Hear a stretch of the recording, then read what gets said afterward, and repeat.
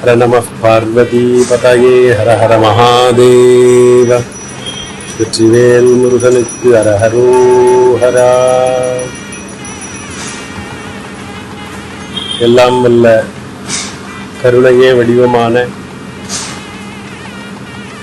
ஸ்ரீ விசாலாட்சி சமேத விஸ்வநாத சுவாமி ஆலயத்திலே முருக சேவா சங்கம் நடத்தக்கூடிய வைசாக வள்ளி கல்யாண மகோத்சவம் எல்லா வருஷமும் ரொம்ப சிறப்பான முறையில் நடந்துருக்கு.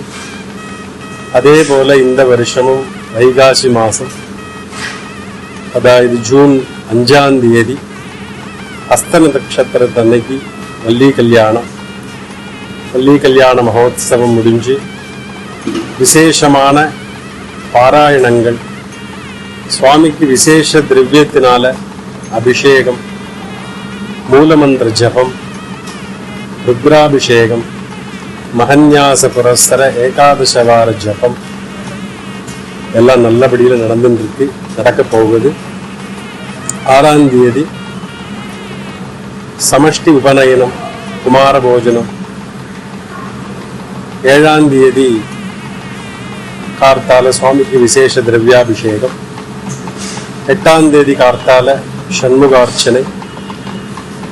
6 ரித்விஜாலோட சேர்ந்து 6 புஷ்பங்கள், 6 பத்திரங்கள், 6 நிவேத்தியங்கள், விசேஷப்பட்ட ஷடத்வா மந்திரங்களோட கூடி சுவாமிக்கு சண்முகார்ச்சனை.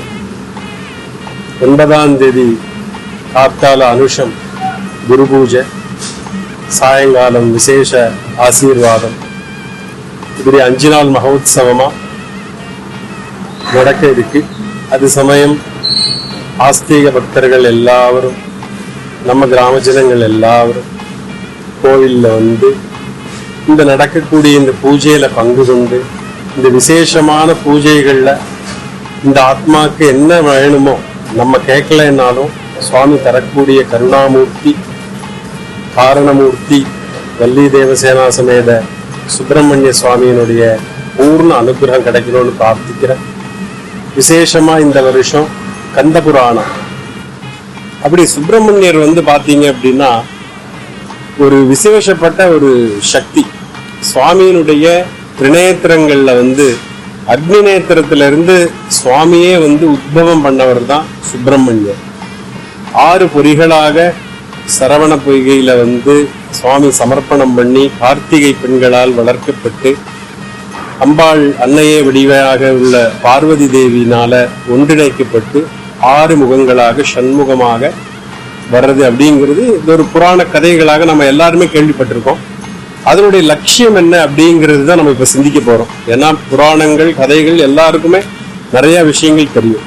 எதற்காக அப்படின்னா ஒரு விஷயத்தை அடையறதுக்கு வந்து ஒரு கதைகளோட போனா மட்டும்தான் நமக்கு வந்து அது மனசிலாகும், அது புரியும் அப்படிங்கிறது தான். அப்போ இந்த புராணங்களை வந்து நாம தெரிஞ்சு வச்சுட்டு அந்த புராணங்கள்ல என்ன சொல்ல வருது அப்படிங்கிறத நாம புரிஞ்சுக்கிறதுக்கு வந்து முயற்சி பண்றோம். அப்போ இந்த வைகாசி வள்ளி கல்யாண மகோத்சவத்துல பக்தர்கள் எல்லாம் கலந்து எல்லா ஞானங்களும் பெற்று எல்லா வைராக்கியங்களும் கிடைக்கப்பெற்று இகபர சௌபாகியம் எல்லாத்துக்கும் கிடைக்கணும்னு சொல்லி சுவாமியினுடைய திருவடியை பிரார்த்தனை பண்ணி என்னுடைய உரையை பூர்த்தி பண்றேன். நம சிவாய.